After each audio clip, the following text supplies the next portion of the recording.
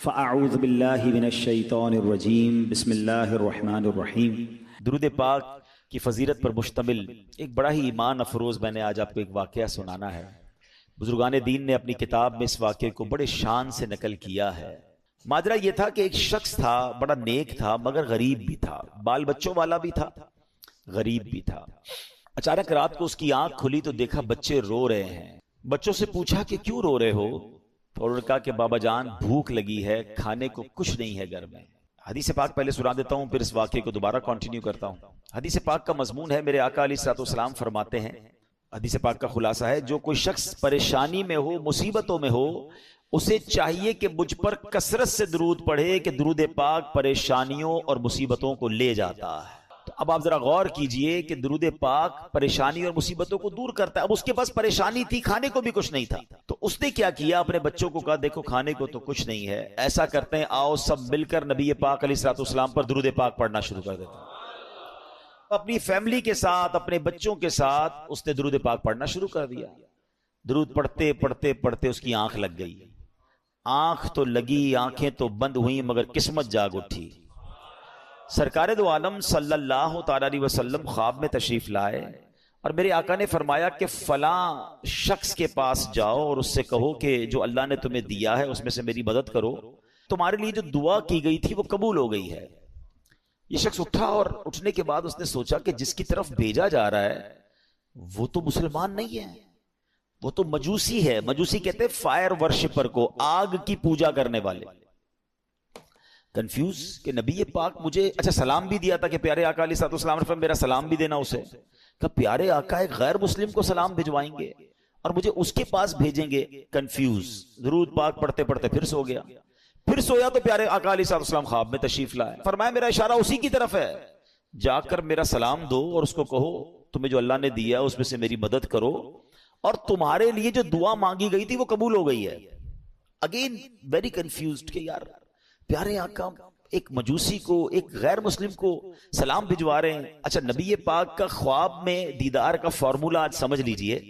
اللہ پاک ہم سب کو دیدار مصطفیٰ نصیب فرمائے صلی اللہ علیہ وسلم۔ علماء فرماتے کہ اگر کسی کو خواب میں پیارے آقا کے علیہ الصلوۃ والسلام کی زیارت ہوئی ہے نا، یعنی اس کا بھی ایک طریقہ ہوتا ہے، یا تو نبی پاک علیہ الصلوۃ والسلام خواب میں آ کر خود ارشاد فرما دیتے ہیں، اپنا نام ارشاد فرماتے ہیں، یا کوئی خواب میں بتاتا ہے کہ جناب رسول اللہ علیہ الصلوۃ والسلام ہیں، تو جس نے نبی پاک کو دیکھا اس نے پیارے آقا ہی کو دیکھا۔ شیطان نبی پاک کی صورت میں نہیں آ سکتا۔ اب اس بندے کو یہ مسئلہ پتا تھا کہ یار خواب میں اگر پیارے آقا علیہ الصلوۃ والسلام کا دیدار ہوا ہے تو ہیں تو یہ جناب رسول اللہ علیہ الصلوۃ والسلام۔ اب یہ جناب ڈھونڈتا ڈھونڈتا اس مجوسی کے پاس، اس فائر ورشپر کے پاس پہنچ گیا۔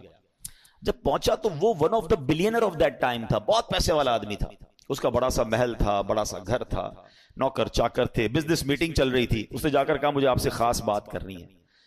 کہا کہیے؟ کہا اکیلے میں کرنی ہے۔ اکیلے میں بیٹھے، کہا ہمارے آقا، ہمارے آخری نبی صلی اللہ تعالی علیہ وسلم نے آپ کو سلام کہا ہے۔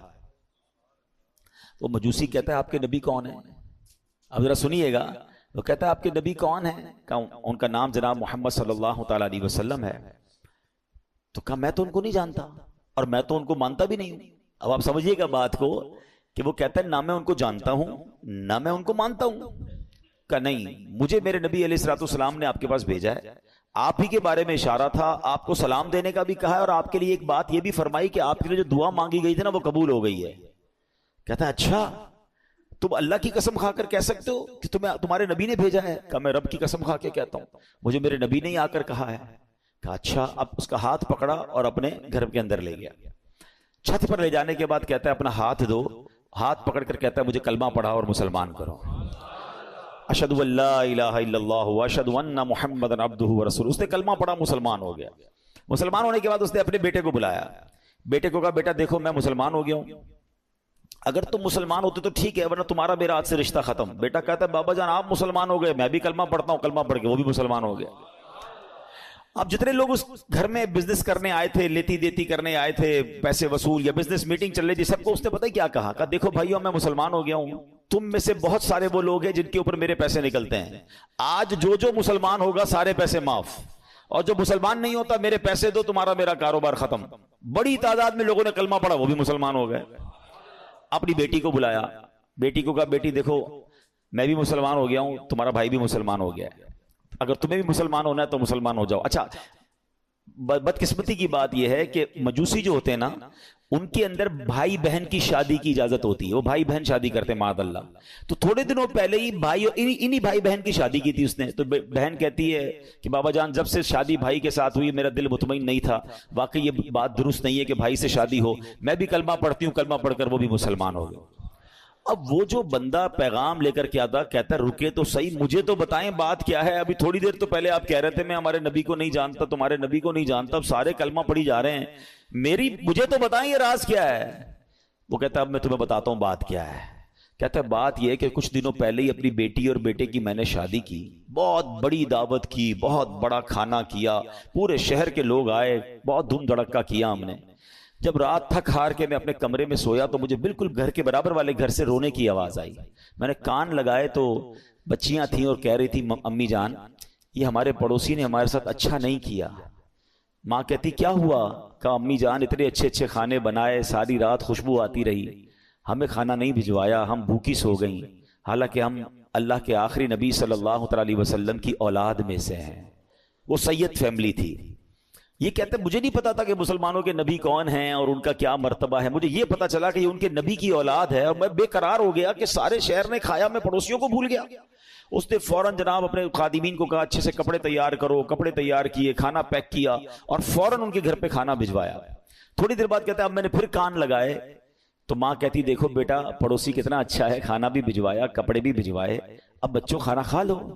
کہ ماں ہم کھانا کیسے کھائیں, ہمارا پڑوسی تو مسلمان ہی نہیں ہے. تو ماں کہتی بیٹا اللہ کی طرف سے رزق آیا ہے کھا لو. کہتی نہیں ماں جب تک نہیں کھائیں گے جب تک پڑوسی کے لیے دعا نہ کریں. ان سیدزادیوں نے ہاتھ اٹھائے اور دعا کرنے لگی کہ یا اللہ ہمارے پڑوسی کو ایمان کی دولت عطا فرما دے, اور آج اس نے ہماری دستگیری کی ہے, ہماری مشکل آسان کی ہے, بروز قیامت ہمارے نانا جان کی سے شفاعت نصیب فرما. پڑوسی کہتا ہے تم نے جب آ کر کہا نا کہ جناب رسول اللہ نے مجھے سلام بھیجا ہے اور کہا ہے دعا قبول ہو گئی ہے, تو میں سمجھ گیا ہوں کہ میرے ایمان لانے کا وقت آ گیا ہے, اب میں مسلمان بھی ہوتا ہوں. اور سنو یہ بھائی بہن کی جو میں نے شادی کی تھی نا میرے بیٹے اور بیٹی کی, 50% جائیداد تو میں نے ان کے نام کر دی تھی, 50% اپنے لیے رکھی تھی.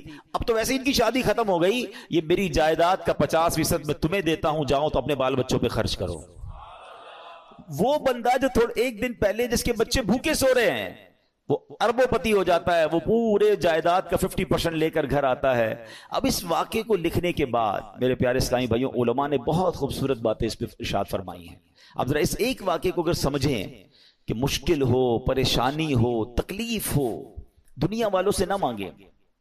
ایک یہ بھی بڑا پرابلم ہو گیا ہے کہ آج تھوڑا سا پرابلم ہو تو دوسروں سے مدد مانگنے نکل پڑتے ہیں. نہیں, خودداری یہ ہے کہ میری پرابلم میں جانوں, میرا رب جانے. کسی کا احسان کیوں اٹھائیں, کسی کو حالات کیوں بتائیں, تم ہی سے مانگیں گے تم ہی دو گے, تمہارے در سے ہی لو لگی ہے. ہم نے دیکھا ہے جو ایک بار ہاتھ پھیلاتا ہے نا پھر اس کا ہاتھ پھیلا ہی رہتا ہے. اللہ سے ہمیشہ دعا کرنا, اے اللہ ہمیں صرف دینے والا ہاتھ عطا فرما, کبھی مانگنے والا ہاتھ نہ عطا فرما. مشکل آتی ہے انسان پر, کوشش کرے کہ کسی کی مدد نہ لینی پڑے. اللہ اور اس کے رسول اپنے معاملات کم کر دیں, اپنے خرچے کم کریں, اپنے معاملات کو جتنا ہو سکے منیمائز کر دیں, تو کسی سے مدد نہ مانگیں. اور یہی اسلام کو مطلوب ہے کہ بندہ خودداری کے ساتھ چلے.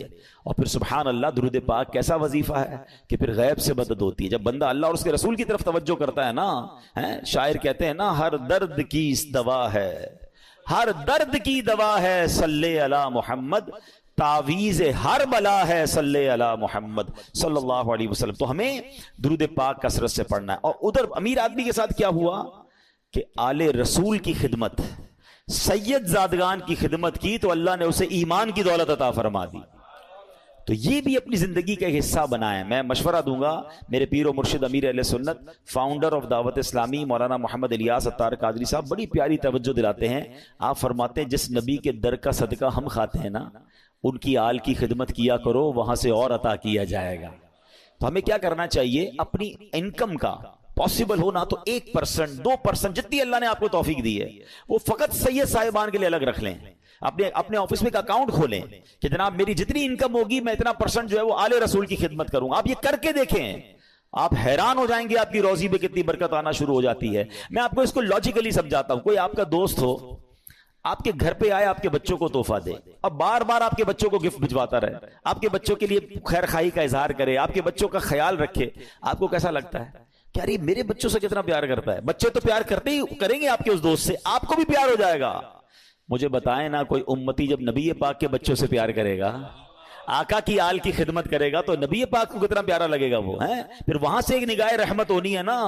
سارے بگڑے گا ہم سبر جانے ہیں. بریلی کے تاجدار اعلیٰ حضرت یہی تو سمجھاتے ہیں کہ تیری نسل پاک میں ہے بچہ بچہ نور کا, تیری نسل پاک میں ہے بچہ بچہ نور کا, تو ہے عین نور تیرا سب گھرانہ نور کا. سرکار کی آل کی خدمت یہ بہت بڑی سعادت ہے. کوئی ایک فیملی ڈھونڈ لیں, کوئی ایک خاندان ڈھونڈ لیں اور بس اس کو باندھ لیں کہ بھئی اب میں نے اس کی خدمت کرنی ہے. یہ سمجھ لیں آپ اس کی خدمت نہیں کر رہے ہیں, یہ آپ اس کو پیش کر رہے ہیں اور اس کی برکتیں آپ کو ملنا شروع ہو جائیں گی. دیکھیں سید صاحبان کا ایک مسئلہ بھی سمجھ لیں.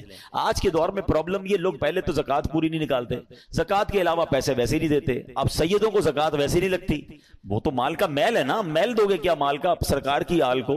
تو اب وہاں دینا تو صاف پیسہ چاہیے تھا, لوگ صاف پیسہ خرچ ہی نہیں کرتے. تو سید صاحبان کہاں جائیں گے؟ جو غریب سید صاحبان ہیں وہ کدھر جائیں گے؟ ہمیں یہ خیال رکھنا ہوگا کہ جیسے میرے بچے ہیں نا, یہ میرے آقا علیہ الصلوۃ والسلام کی اولاد ہے, یہ ان کی نسل میں سے ہیں. تو جس طرح اپنے بچوں کا خیال رکھتے ہو, ایسے کوئی ایک فیملی, کوئی ایک بچے جو ہے, کچھ بچے سید فیملی کے اپنے ذمے لے لیں اور پھر آپ دیکھیں انشاءاللہ. اور آپ غور کریں گے نا, آپ کو آس پاس ہی مل جائیں گے, بس ایسا نہیں ملیں گے. آپ تھوڑا سا غور کریں گے, ہو سکتا ہے آپ کے ملازمین میں سے ہی کوئی ہوں گے, آپ کے آس پاس پڑوسیوں میں سے کوئی سید فیملی نکل آئے گی. تو یہ خدمت کریں اور پھر دیکھیں کہ اس کی برکتیں کیسے نصیب ہوتی ہیں. اللہ پاک ہم سب کو آل رسول کا خدمتگار بنا دے. وہ پڑھتے ہو نا شجرے میں شعر, دو جہاں میں خادم آل رسول کر دو, جہاں میں خادم آل رسول اللہ کر, حضرت آل رسول مقتدا کے. ہاں, جس کو ادھر بھی نوکری آل رسول کی مل گئی نا, پنجتن کی غلامی ادھر مل گئی اور ادھر بھی نوکری مل گئی, اس سے اچھی کون سی نوکری ہے؟ نیازی صاحب لکھتے ہیں نا, مجھ پہ کتنا نیازی کرم ہو گیا, دنیا کہنے لگی پنجتن کا گدا, اس گھرانے کا جب سے میں نوکر ہوا, سب سے اچھی میری نوکری ہو گئی. آقا کی آل کا غلام بن جاؤں, ان کا نوکر بن جاؤں, اور کیا چاہیے؟ پھر دیکھو کیسا نوازتے ہیں انشاءاللہ. تو نیت کریں انشاءاللہ آل رسول کی خدمت کریں گے. درود پاک پڑھ لیجئے محبت کے ساتھ. صلو علی الحبیب. اللہم صلی علی سیدنا و مولانا محمد عدد ما فی علم اللہ صلاۃ دائمۃ بدوام ملک اللہ. شیطان کتنا بڑا دشمن ہے. قرآن پاک آپ نے پڑھا سنا ہوگا, بار بار, ایک جگہ نہیں کئی بار قرآن میں فرمایا, انہو لکم عدو مبین, شیطان تمہارا کھلا دشمن ہے. ایک جگہ ارشاد ہوتا ہے, ان الشیطان لکم عدو فاتخذوہ عدوا, فرمایا بے شک شیطان تمہارا دشمن ہے اور تم بھی اسے اپنا دشمن سمجھو. پرابلم یہ کہ قرآن بار بار یہ سمجھا رہا ہے کہ تمہیں اس سے دشمنی رکھنی ہے, دوستی نہیں کر لینی, اس کے وار سمجھنے ہیں. دیکھیں دنیا کا دستور سمجھیے گا, جب تک اینیمی کی چالیں نہیں پتا ہوں گی نا, اینیمی کے اٹیکس پتا نہیں ہوں گے کہ کہاں کہاں سے حملہ کرتا ہے. کئی ملکوں کی فوجیں ڈیزائن ہی اس طرح ہوتی ہے کہ اینیمی کے پاس کون سا ویپن ہے, دشمن فوج کے پاس ویپن, ہمارے پاس بھی اس کا توڑ ہونا چاہیے. اس کے پاس ایئر کرافٹ کیسے, ویسے ہی ہمارے پاس, جیسے راکٹ ویسا ہمارے پاس نیوی جیسی. بندہ یہی تو سوچ کے پلان کرتا ہے کہ دشمن کدھر سے اٹیک کر سکتا ہے. تو شیطان کو تو اللہ قرآن میں فرما رہا ہے تمہارا دشمن, اور تم بھی اسے دشمن سمجھو. مگر بدقسمتی یہ ہے کہ بہت بڑی تعداد جو ہے وہ شیطان سے دشمنی نہیں دوستی کر لیتے ہیں. کتنی بری بات ہے, اللہ کا بھی دشمن ہے, ہمارا بھی دشمن ہے, اور اس سے دوستی کر رہے ہیں. قرآن میں ایک جگہ رب ارشاد فرماتا ہے, افتتخذونہ وذریتہ اولیاء من دونی وہم لکم عدو بئس للظالمین بدلا.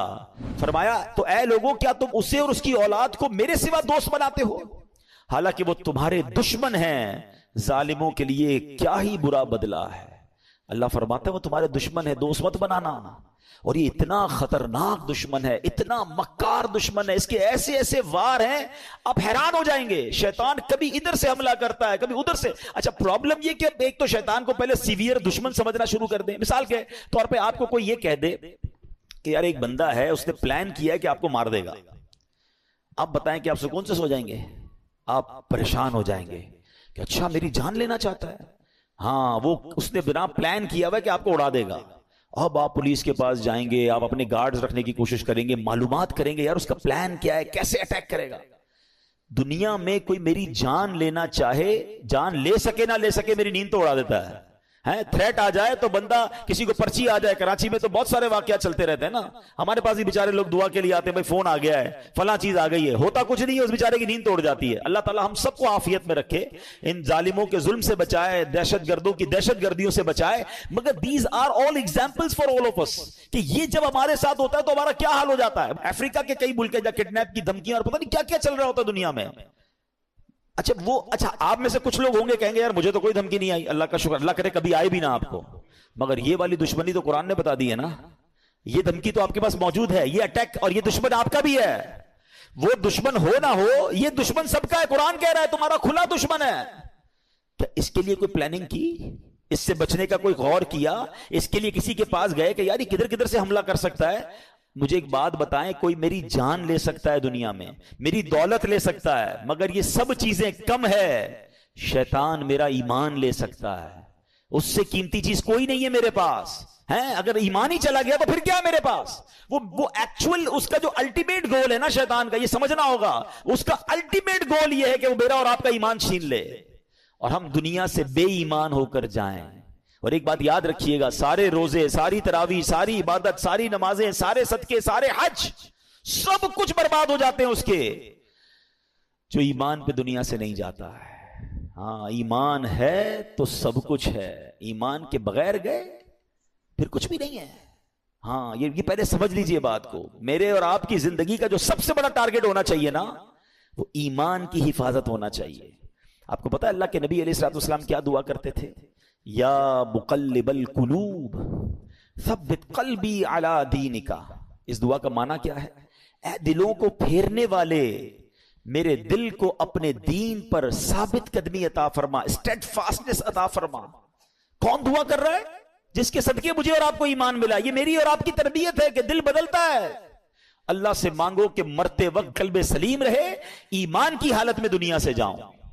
اے ایمان والو اللہ سے ڈرو اور نہیں مرنا مگر مسلمان. یعنی یہ جملہ کیسا ہے یار؟ اگر یہ آیت کو سمجھ لیں کہ کہا جا رہا ہے مرنا ہے مگر مسلمان, یہ اس کا مطلب یہ ہوا کہ میری اور آپ کی زندگی کا جو مین ٹارگٹ ہونا چاہیے نا, کہ ادھر سے کوئی چھیننے کی کوشش کر رہا ہے, ادھر سے میرا ایمان چھیننے کی کوشش کر رہا ہے. ایکچولی شیطان ہمارے سامنے اپنے اصلی روپ میں نہیں آتا, اس کے چیلے آتے ہیں, اس کے چیلے چپاٹے. اب ہر طرح کے لوگ نکلے ہوئے نا, کبھی چینل پر, سوشل میڈیا پر کوئی قرآن کا انداز بیان کر رہا ہے, کوئی دین کا نیا انداز لے کر آیا ہے, کہیں نہ کہیں سے اٹیک کر کے آپ کا ایمان چھیننا چاہتا ہے. اعلیٰ حضرت امام اہل سنت نے 100 سال پہلے کہہ دیا تھا, سونا جنگل رات اندھیری, چھائی بدلی کالی ہے, سونے والو جاگتے رہیو, چوروں کی رکھوالی ہے. یہ تو 100 سال پہلے کہا تھا, اب تو کتنے فتنے ہیں. پتہ ہے اعلیٰ حضرت نے کیا کہا؟ آنکھ سے کاجل صاف چرا لیں یا وہ چور بلا کے ہیں, تیری گٹھڑی تاکی ہے اور تو نے نیند نکالی ہے. ہمیں پتہ ہی نہیں ہے, لوگ ہمارے ایمان کے پیچھے پڑے. ہم کہتے نہیں یار میں تو اس کی بھی سنتا ہوں, میں تو اس کی بھی سنتا ہوں, میں بد مذہبوں کے ساتھ بھی بیٹھتا ہوں, کچھ غیر مسلم دوست بھی بنائے ہوئے ہیں, میں سب کے ساتھ بیٹھتا ہوں. جناب نہیں, ایمان بچانا ہے تو ایسی محفلوں, ایسی گیدرنگز کو چھوڑنا ہوگا, سب کی نہیں سننی ہے. ہم اتنے مضبوط نہیں ہیں کسی کی سننے سے. آپ کو پتا ہے نبی پاک علیہ الصلوۃ والسلام نے حضرت عمر فاروق رضی اللہ عنہ کو تورات پڑھنے سے منع فرما دیا تھا. وہ کون ہے؟ حضرت عمر فاروق. اب بتائیے میری اور آپ کی کیا اوقات ہے؟ بندہ کہتا ہے میں ذرا دوسروں کی کتابیں بھی پڑھوں گا, دوسروں کے دلائل بھی سنوں گا. ارے پہلے مجھے اپنے دین کے بارے میں کچھ پتا نہیں ہے اور میں چلا سب کی باتیں سننے. تو ایمان بچانا ہے تو اس کی فکر کرنی ہے. اچھا اب میں آپ کو شیطان کے کچھ واقعات کے ذریعے سمجھاتا ہوں کہ کیسا مکار ہے, کیسا گیم کرتا ہے. ایک کتابوں میں لکھا, برسیسا نامی ایک شخص تھا اور بہت بڑا عبادت گزار تھا. اس بندے نے 200 سال اللہ کی عبادت کی اور ایک بھی گناہ نہیں کیا. اچھا اب ایسا کوئی نیک بندہ ہو تو شیطان کہاں چھوڑے گا اس کو. یہ میں ایک اور بات آپ کو بتا دوں کہ شیطان نیک آدمی پر زیادہ حملے کرتا ہے. یاد رکھیے گا, جو پہلے ہی کچھ نہیں کر رہا اس کو شیطان نے کہا تو ساڑھا ساتھی ہے, نہ نماز پڑھ رہا ہے, نہ روزے رکھ رہا ہے اور بدکاریاں کر رہا ہے, شراب پی رہا ہے. نہیں, اس کو لیے پرابلم ہے نیک آدمی جو نمازیں پڑھ رہا ہے, جو روزے رکھ رہا ہے, جو نیکی کی نیت کر بیٹھا ہے, جو علم دین سیکھ رہا ہے, وہ بے چین رہتا ہے اس کے بارے میں. تو آپ جتنا دین کی طرف آئے نا اب تیار ہو جائیں. He will attack you, but انشاءاللہ اللہ کی رحمت سے ہم اپنے آپ کو بچائیں گے انشاءاللہ. ہماری کوئی اوقات نہیں, ہم اللہ سے ہی مدد مانگیں گے انشاءاللہ, اور مانگتے رہا کرو رب سے مدد. کہ اللہ شیطان کے مقابلے میں میری مدد فرما, مجھے طاقت دے, مجھے قوت دے, اور اس مردود کے مقابلے میں مجھے کامیابی عطا فرما. ٹھیک ہے. بہرحال اب شیطان کی تو حالت خراب, 200 سال کوئی گناہ نہیں. شیطان پہنچ گیا اس کے پاس انسانی صورت میں, اور جا کر کہتا ہے کہ مجھے آپ کے ساتھ عبادت کرنی ہے. اللہ کا نیک بندہ کہتا ہے مجھے اللہ کی عبادت میں کوئی دوست نہیں چاہیے, میں جانوں میرا رب جانے, مجھے کوئی نہیں چاہیے. اس کا ایک عبادت خانہ تھا, وہ اس پہ عبادت کرتا تھا. اس نے شیطان کو انٹری نہیں دی. اس مردود نے کیا کیا تھا, انسانی صورت میں اسی نیک آدمی کے گھر کے باہر بیٹھ کر عبادت شروع کر دی, ڈھونگ کے لحاظ میں. اب وہ کھڑکی سے دیکھتے پورا دن ہو گیا, رات ہو گئی, یہ عبادت کیے جا رہا ہے. 1 دن 2 دن 3 دن, نہ کھانا نہ پینا نہ سونا. برسیسا حیران کہ یار میں 200 سال سے عبادت کر رہا ہوں, مجھے بھوک بھی لگتی ہے, مجھے نیند بھی آتی ہے, نہ اس کو نیند آ رہی ہے نہ اس کو کھانے کی ضرورت ہے. دروازہ کھول کے کہا بھائی یہ تو بتاؤ تمہیں یہ عبادت کہاں سے سیکھی ہیں, تمہیں نیند بھی نہیں آتی, تمہیں کھانا بھی نہیں کھانا. کہتا بات یہ, میں اسی لیے تو آپ کے پاس آیا تھا, آپ نے تو مجھے لفٹ ہی نہیں کرائی. میں آپ کو اصل راز بتاؤں, مسئلہ یہ ہے کہ میں نے زندگی میں ایک گناہ کیا ہے. جب مجھے نیند آتی ہے نا مجھے وہ گناہ یاد آ جاتا ہے, میں پھر چونک جاتا ہوں, پھر خوف خدا طاری ہوتا ہے, میں جاگتا ہوں, بھوک لگتی ہے, پھر وہ گناہ یاد آتا ہے. آپ کا پرابلم ہی آپ نے کوئی گناہ نہیں کیا ہے. اب دیکھو شیطان کا وار. اگر آپ کو یہ لیول چاہیے نا عبادت کا کہ نہ آپ کو نیند آئے نہ آپ کو جناب بھوک لگے اور آپ ساری رات اللہ کی عبادت کرتے رہے, آپ ایک گناہ کر لیں. کہتا ہے عجیب آدمی ہو, جس رب کی عبادت کر رہا ہوں وہاں اس کی بارگاہ میں گناہ کروں کہ پھر نہیں ملے گی ایسی پھر آپ کو لذت نہیں ملے گی. اب دیکھیں کیسا خطرناک وار ہے. برسیسا کہتا ہے اچھا پھر مشورہ دو کون سا گناہ کروں. شیطان سے کہتے ہیں کون سا گناہ کروں. شیطان کہتا ہے پھر ایسا کریں آپ بدکاری کر لیں. کہتا ہے خدا کا خوف کر, اتنا بڑا گناہ, زنا بدکاری میں کروں؟ نہیں میں نہیں کرتا. کہ پھر ایسا کریں قتل کر لے. کہ کیسے آدمی ہو, میں کسی بندے کو مار دوں قتل کروں؟ نہیں میں نہیں کرتا. اچھا پھر ایسا کرے شراب پی لیں. کہتے ہیں ہاں یہ تھوڑا چھوٹا گناہ لگ رہا ہے. اب یہاں ایک اور بات سیکھنی ہے. میں تھوڑے واقعات کو بریک اس لیے کرتا ہوں کہ ٹو دی پوائنٹ آپ کو بات بھی سمجھ آئے. ہمارے اندر بہت سارا شیطان نے دماغ میں ڈالا یار یہ چھوٹا گناہ یہ کر لو, یہ بڑا ہے یہ نہیں کرو. پتہ نہیں اپنے طور پہ ہم نے کیٹیگری بنا لی ہے. سمجھیے بات کو, ہمیں نہیں پتا کون سا گناہ رب کی نافرمانی کا اور غضب کا اور ناراضگی کا باعث بن جائے, وہی گناہ میں جہنم کے گہرے گڑھے میں ڈال دے. کسی گناہ کو چھوٹا مت سمجھنا. ٹھیک ہے. برسیسا کہتا ہے ہاں یہ ٹھیک ہے شراب پی لیتا ہوں. شراب پی, نشہ چڑھا, اور پی, اب بدکاری کی, اور جب بدکاری کر لی تو اب قتل بھی کر دیا. اللہ اکبر. پولیس آئی اور برسیسا کو پکڑ کے لے گئی. اب جب پھانسی کا حکم ہو گیا, پھانسی گھاٹ پر برسیسا موجود تھا, شیطان ادھر پہنچ گیا. کہتا ہے ایک راستہ ہے میں تجھے بچا سکتا ہوں. کہ بدبخت تیری وجہ سے تو میں پھانسی میں پہنچ گیا, تو نے کہا گناہ کر لے, مجھ سے ایک نہیں 3 گناہ ہو گئے اور آپ پھانسی پھندے پر آ گئے. بولے میں بچا سکتا ہوں. بولو بتاؤ کیسے بچ سکتا ہوں. کہا تم ایسا کرو خدا کا انکار کرو اور مجھے سجدہ کر دو. برسیسا کی بدبختی دیکھیں, اس نے شیطان کو سجدہ کیا, خدا کا انکار کیا, اور اسی وقت پھانسی پر اس کو لٹکا دیا گیا. کفر کی موت وہ مر گیا. یہ ہے شیطان. ہم اس کی باتوں میں آ جاتے ہیں, ہمیں لگتا ہے نہیں یار میں بڑا پکا ہوں, 1-2 گناہ ہی تو کیے, تھوڑی سی تو پرابلمز ہیں, تھوڑی سی غلط جگہوں پہ جا رہا ہوں, نماز بھی تو پڑھتا ہوں. وہ یوں ہی لے جاتا ہے, وہ ایک ایک کر کے سٹیپ بائی سٹیپ ہم پہ اٹیک کرتا ہے. ایک حدیث پاک یاد رکھیے گا, یہ جو نوجوان اور ہم سب اس میں مبتلا ہیں بدقسمت. ہم سب نے کچھ نہ کچھ گناہ پالے ہوئے ہیں, نیکیاں بھی کر رہے ہیں گناہ بھی کر رہے ہیں, کچھ عادتیں گندی ہیں جو دل میں لگی ہوئی ہیں, وہ نہیں چھوٹتی نہیں ہے. میں آپ کو پرابلم بتاؤں کیا ہے, پہلے حدیث سن لے پھر آپ کو پرابلم سمجھاتا ہوں. حدیث پاک کا خلاصہ ہے, جب بندہ ایک گناہ کرتا ہے نا اس کے دل پر ایک سیاہ نقطہ لگا دیا جاتا ہے, دوسرا کرتا ہے تو دوسرا نقطہ ہو جاتا ہے, تیسرا کرتا ہے تیسرا ہو جاتا ہے. ایک وقت آتا ہے کہ اس کا پورا دل ہی سیاہ ہو جاتا ہے. اب اس پر ہدایت کی کوئی بات اثر نہیں کرتی ہے. اب پرابلم پتہ ہے کیا ہے, ہم میں سے کئی ایسے ہیں نمازیں بھی پڑھ رہے ہیں, بعضوں کا تلاوت بھی کر رہے ہیں, روزے بھی رکھ رہے ہیں, مگر حرام کام بھی ساتھ کر رہے ہیں. کوئی بدنگاہی کر رہا ہے, کوئی بری دوستیاں لگائے بیٹھا ہے, معاذ اللہ کوئی اور غلط کام کر رہا ہے. ہم یہ دونوں چیزوں کو ساتھ لے کے چل رہے ہیں. ایک بات یاد رکھیے گا, دل ہے نا یہ پیالے کی مانند ہے. اس پیالے میں آپ گندگی بھی ڈال رہے ہیں اور دودھ بھی ڈال رہے ہیں. دودھ کا کیا حال ہو رہا ہوگا, کسی پیالے میں شربت میں آپ پیشاب بھی ڈالیں, تھوڑا سا گوبر بھی ڈالیں اور پھر روح افزا بھی ڈال دیں، شربت بھی ڈال دیں، تو کیا بنے گا؟ اس کا بیڑا غرق ہی ہو جائے گا نا۔ یہ جو مجھے اور آپ کو سجدوں کی لذت نہیں مل رہی نا، مجھے اور آپ کو جو عبادت کا نور نہیں مل رہا، میری آنکھوں سے جو آنسو نہیں بہ رہے، مجھے دعا کا جو لطف نہیں آ رہا، اس کی بڑی وجہ یہ ہے ہم نماز تو پڑھ رہے ہیں مگر گناہ نہیں چھوڑ رہے۔ جس دن آپ نے گناہ چھوڑے، اس پیالے کو صاف کیا، اس دل کو کلین کیا، آپ کو ہر سجدہ انشاءاللہ برکت عطا فرمائے گا۔ آپ دعا کرو گے، آپ کے آنسو بہیں گے، آپ درود پڑھو گے، آپ مدینے کی یاد میں کھو جاؤ گے، کیونکہ عبادت کا نور ملنا شروع ہو جائے گا۔ ہم دونوں چیزوں کو ساتھ لے کر چل رہے ہیں، ظلمت اور نور ساتھ نہیں چلتے۔ پہلے دل کو ان گندگیوں سے پاک کریں، پھر دیکھیں آپ کو عبادت کا نور کیسے ملتا ہے۔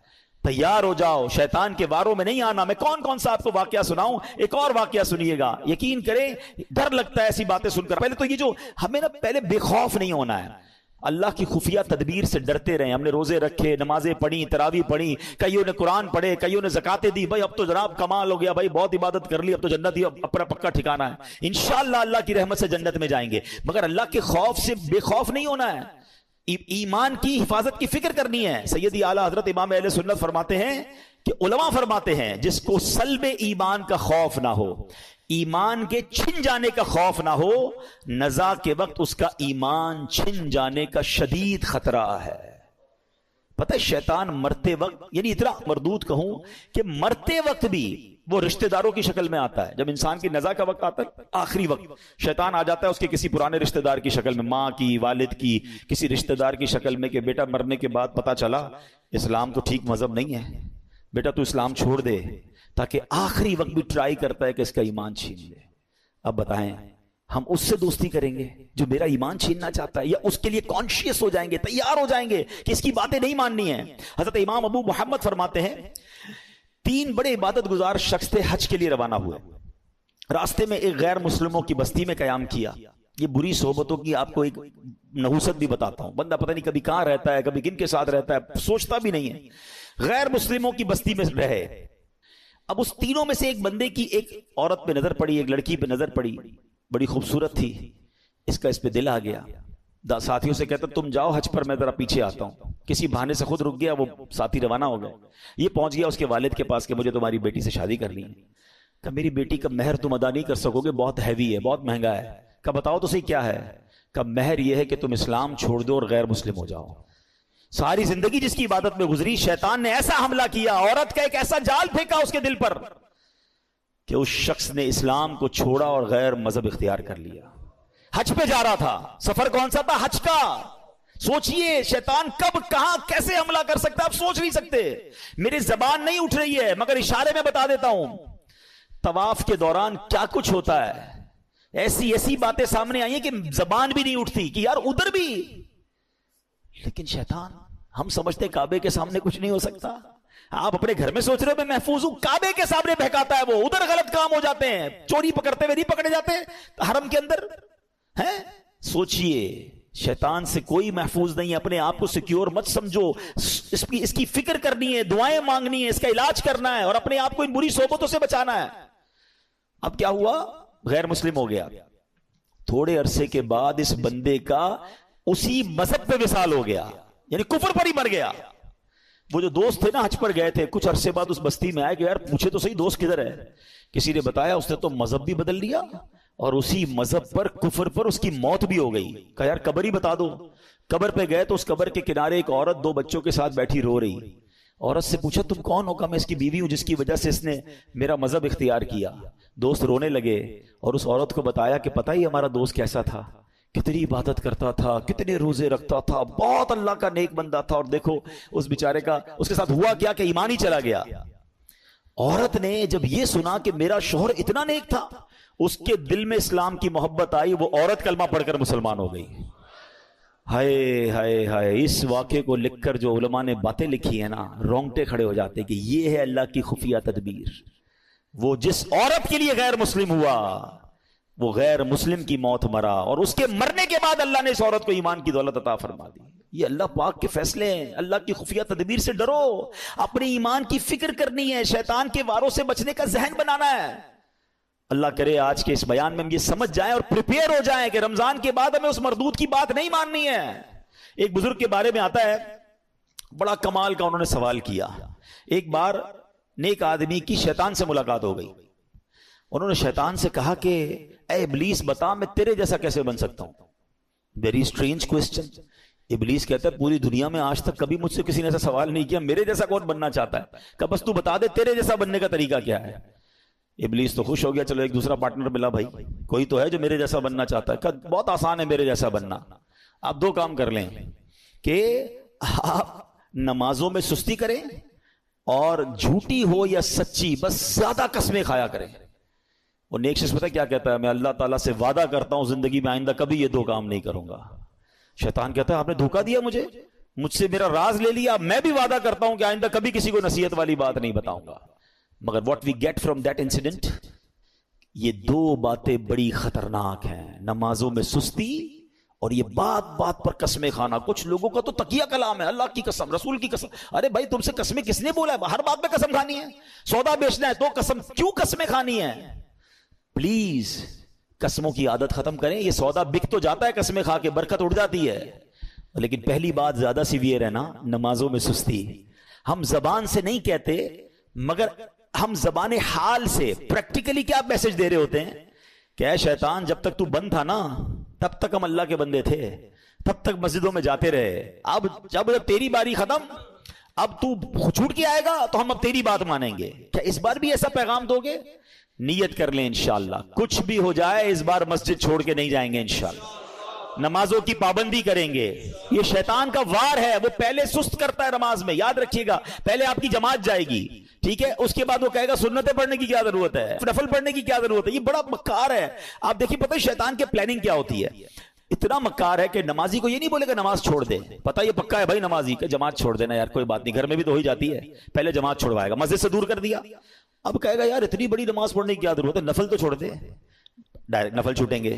پھر کہے گا سنتیں چھوڑ دے, سنتیں چھوٹیں گی, اور آخر میں آپ کا فرض بھی چلا جائے گا. یہ آپ کے میرے حصار ہیں, یہ عبادتوں کے حصار ہیں, یہ آپ سمجھیے گا. آپ کے گھر میں باؤنڈری ہوتی ہے نا, میری نماز کا حصار کیا ہے, میرے فرض کا حصار ہے واجب. یہ سمجھ لیں باؤنڈری ہے. واجب کے بعد ایک باؤنڈری ہے سنت کی, اس کے بعد ایک باؤنڈری ہے نفل کی. اگر میں نے نفل پکڑ کے رکھے نا میرے سنت نہیں جائے گی, اگر سنت پکڑ کے رکھے تو واجب نہیں جائے گا, واجب پکڑ کے رکھے تو فرض نہیں جائے گا, اور یہ سب چھوڑتا گیا تو ایک ایک کر کے وہ سب لے جائے گا. اچھا یہ ایک اور اس کی مکاری بتاؤں. پہلے تو پلان کرتا ہے کہ کسی نیک آدمی سے کوئی بڑا گناہ کرا دے, شراب پلا دے, بدکاری کروا دے, قتل کروا دے. جب یہ دیکھتا ہے نا یار یہ تو کچھ کر ہی نہیں رہا ہے, میری مان ہی نہیں رہا ہے, تھکتا نہیں ہے. یاد رکھیے گا اتنا خطرناک اینیمی ہے, اس کو نیند نہیں آتی, ہمیں نیند آتی ہے. ہم اس کو دیکھ نہیں سکتے, وہ ہمیں دیکھ رہا ہے. بلکہ روایتوں میں آیا یہ ہمارے بلڈ میں, ہماری رگوں کے اندر چل رہا ہوتا ہے. اتنا خطرناک دشمن ہے, اور ہم سوئے ہوئے ہیں, ہمیں فکر ہی کوئی نہیں ہے. ایک نعرہ لگاتے ہیں شیطان کے خلاف جنگ جاری رہے گی, صرف نعرہ لگاتے ہیں کمبل اوڑھ کے سو جاتے ہیں. او بھائی تیار بھی تو کرو اپنے آپ کو کہ کیسے جنگ لڑو گے, ٹھیک ہے. اب جب یہ دیکھتا ہے نا کہ یار یہ نیک نمازی آدمی ہے, نہ شراب پی رہا ہے, نہ بدکاری کر رہا ہے, نہ قتل کر رہا ہے, نہ کسی کو ظلم کر رہا ہے, اب کیا کروں, تھکتا نہیں ہے. اب اس کو کہتا ہے عبادت میں اس کی عبادت کم کروا دوں, گناہ نہیں کروا پا رہا نا, اس کے درود کم کروا دوں, اس کی تلاوت کم کروا دوں, اس کی جماعت چھوڑوا دوں. اچھا اب دیکھتا ہے یہ بھی نہیں کر پا رہا. اب یہ شیطان کا ایک ایسا آلہ آ گیا ہے کہ جس کے گھر میں ٹی وی نہیں تھا, جس کے گھر میں کبھی فلم VCR نہیں آیا تھا. یار ہم کئی ایسے لوگوں کو جانتے ہیں جنہوں نے کبھی زندگی میں فلمیں نہیں دیکھی تھی, مگر یہ ایک ایسا آلہ آ گیا کہ ایک بٹن دباؤ تو پتہ نہیں دوسری دنیا میں بندہ پہنچ جاتا ہے. اب نیک نمازی آدمی سے بھی اس کے ذریعے گناہ کرواتا ہے. میرے ہی پیسے لگے, میں ہی انٹرنیٹ کا بل بھر رہا ہوں, میں نے ہی لاکھوں روپے کا موبائل لیا اور مجھے ہی جہنم میں لے جا رہا ہے. کیا بے وقوفی ہے یار, سوچئے. یہ شیطان کے وار ہیں, یہ ساری روحانیت منٹوں میں برباد ہو جاتی ہے جب آپ اپنی آنکھیں حرام دیکھتی ہیں. اچھا پھر ایک اور کیا کرتا ہے کام, دیکھیں میں آپ کو کچھ شیطان کی چالیں بتا رہا ہوں. ایک اور پھر پتہ کیا کرتا ہے کہ اگر آپ کسی نیکی میں بہت ساری نیکی کر ہی رہے ہیں, صدقہ بھی دے رہے ہیں, زکوٰۃ بھی دے رہے ہیں, خیرات بھی دے رہے ہیں, اب اس کا ایک اور وار یہ کہ یار نیکی تو کر لی اس نے, اب یہ کہتا ہے اس کی نیکی برباد کرواؤ. اب نیکی برباد کیسے ہو سکتی ہے بھائی, میں نے کر تو لی, نماز بھی پڑھ لی, روزہ بھی رکھ لیا, صدقہ بھی دے دیا, رسید بھی آ گئی, فطرہ بھی دے دیا. نہیں جناب, he have some weapons to destroy your all good deeds. اب کیسے, اب وہ بندے کو کہتا ہے اس کو لوگوں کو بتا.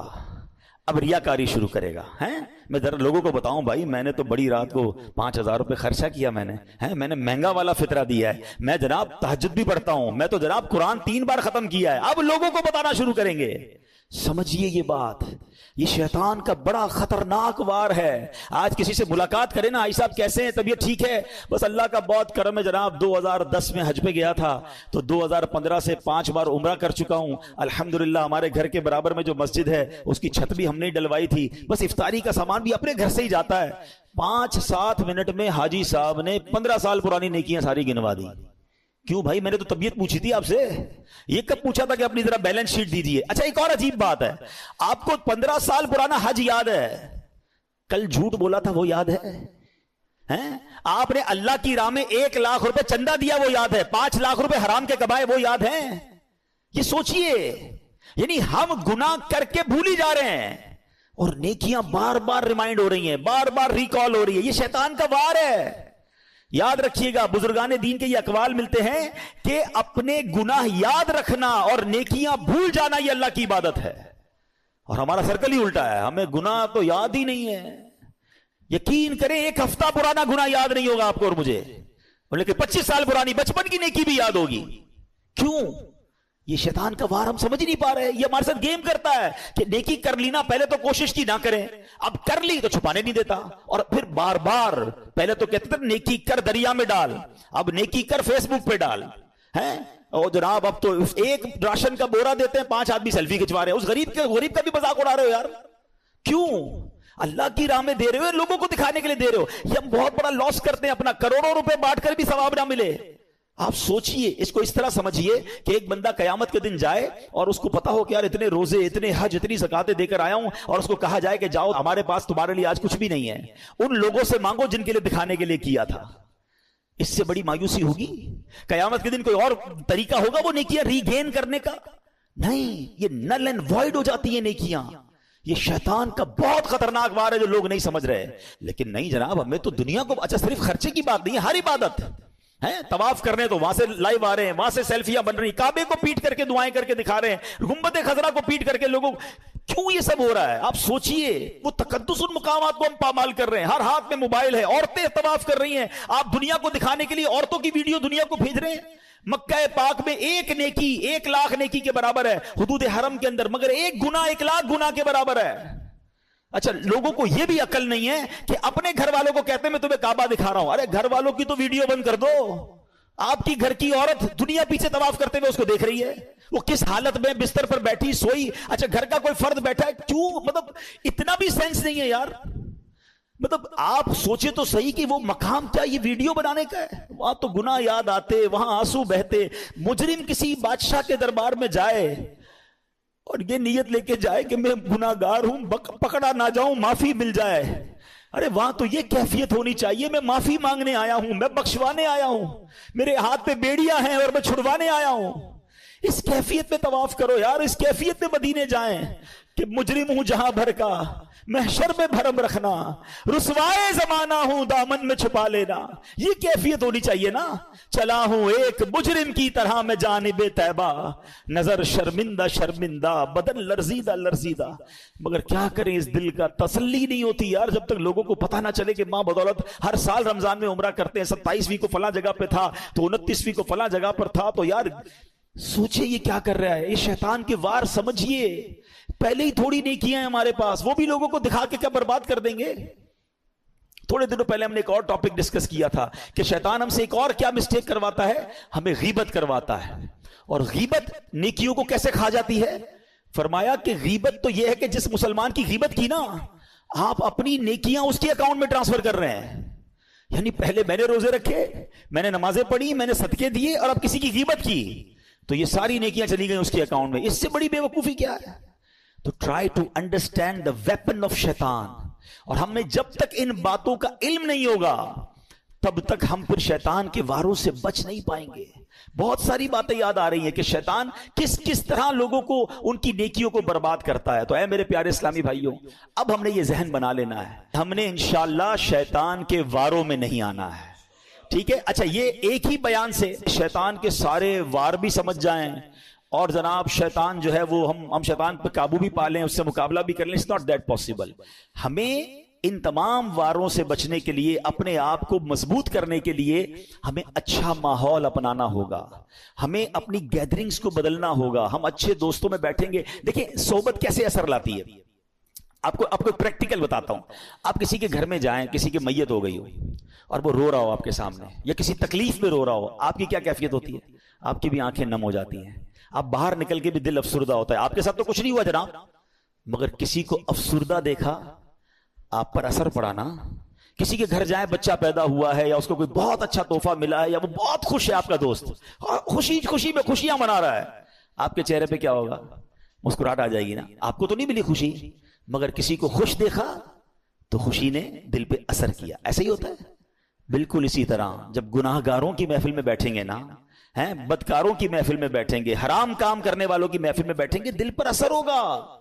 اور سبحان اللہ جب نیکوں کی محفل میں بیٹھیں گے، ذکر و اذکار کی محفل میں بیٹھیں گے، درود و سلام کی محفل میں بیٹھیں گے، یقیناً دل پر اثر ہو۔ ابھی دیکھیں آپ کی میرے دل کی کیفیت کیا ہے۔ اللہ کے گھر میں بیٹھے 1 گھنٹہ ہو گیا ہے، اٹھنے کو جی نہیں چاہ رہا، باتیں سننے کو۔ کیوں؟ یہ اچھی محفل، اچھی جگہ کی برکتیں ہیں۔ تو اگر آپ اور میں چاہتے ہیں کہ رمضان کے بعد بھی پنکچول رہیں نماز میں، ہم شیطان کے واروں میں گرفتار نہ ہوں، تو اچھی صحبت اپنانی ہوگی۔ الحمدللہ دعوت اسلامی کا ماحول ہے۔ مدنی چینل سے کنیکٹ ہو جائیں، دعوت اسلامی کے مدنی قافلوں میں سفر کریں تو انشاءاللہ برکتیں ملیں گی۔ شیطان کے واروں سے بچنے کے لیے ایک وظیفہ اعوذ باللہ من الشیطان الرجیم، یہ بار بار پڑھتے رہا کریں۔ یہ انشاءاللہ آپ جتنا پڑھیں گے، اللہ نے چاہا شیطان کے واروں سے بچنا آسان ہو جائے گا۔ اللہ پاک ہم سب کو شیطان کے واروں سے محفوظ فرمائے، اور رمضان کے بعد بھی ہمیں نمازوں کا پابند رکھے۔ نیت کرتے نا انشاءاللہ نماز کوئی بھی قضا نہیں ہوگی۔ اللہ پاک عمل کرنے کی توفیق عطا فرمائے۔ صلو علی الحبیب۔